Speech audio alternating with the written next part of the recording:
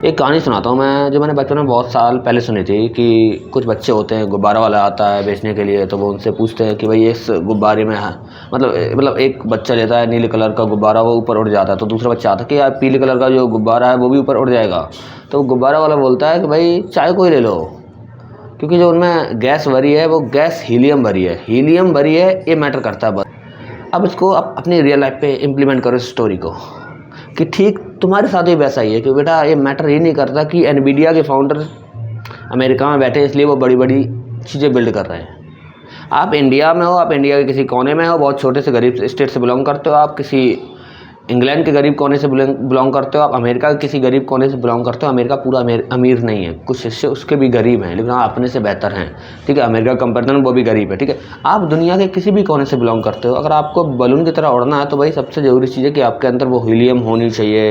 Helium का मतलब वो एनर्जी होनी चाहिए। ऐसा नहीं है कि भाई इंडियन, मतलब देखो अपन लोग तो बहुत ज़्यादा भगवान की कृपा है कि अपने, मतलब Adani was the last year, Adani was the fourth richest person of the world. समझ रहे हो, इंडिया का ही तो था।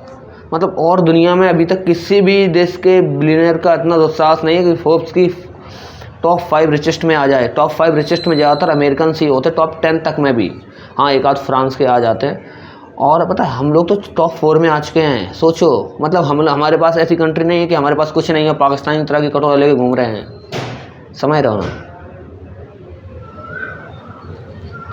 पता है, तो हीलियम की इस स्टोरी को याद रखो कि अगर तुम्हारे अंदर हीलियम है, अपनी जगह तो बन जाएगी बेटा, कैसे ना कैसे बना ही लोगे। लेकिन हीलियम मतलब एनर्जी की बात कर रहा हूँ, क्योंकि एनर्जी नहीं होगी तो मैं एक एग्जांपल और दूँ। चलो मैं, ठीक है, तुम एक योद्धा हो, तुम्हारे पास एनर्जी नहीं है, तुम कैसे लड़ोगे बताओ?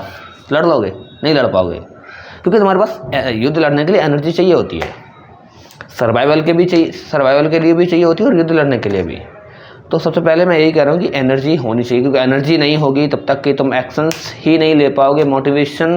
Your motivation don't turn into actions until you don't have enough energy और sufficient amount of energy. Energy means confidence, मतलब ये सब कुछ आपकी सेल्स और ब्रेन में होता रहता है। मेंटल एनर्जी केमिकल होता है ब्रेन में, वही सब आपकी एनर्जी होती है, ठीक है। तो वर्क ऑन एनर्जी, कि बेटा आपकी जब एनर्जी आपके अंदर होगी कि भाई मैं बिल्ड करता हूँ। बहुत से लोग फाउंडर को आप देखना कि जिन्होंने एक बार स्टार्ट किया नहीं हुआ, दूसरी बार स्टार्ट किया नहीं हुआ, तीसरी बार स्टार्ट किया नहीं हुआ, चौथी बार किया नहीं हुआ ही नहीं 10 साल बाद। लेकिन 10-15 साल बाद जब उन्होंने कुछ बनाया तो उसका इम्पैक्ट है बेटा, उसका असर है दुनिया के ऊपर। लोग मानते हैं कि हाँ चीज़ तो बनाई है क्या। तो यही होता है, वो लोग 15-15 साल 10 साल तक कैसे लगे रहते हैं? ऐसे ही लगे रहते हैं कि भाई उनके पास जो एनर्जी होती है वो फोर्स करती रहती है कि लगे रहो यार, कोई बात नहीं 10-15 साल बाद तो बिलियनर बन ही जाएंगे।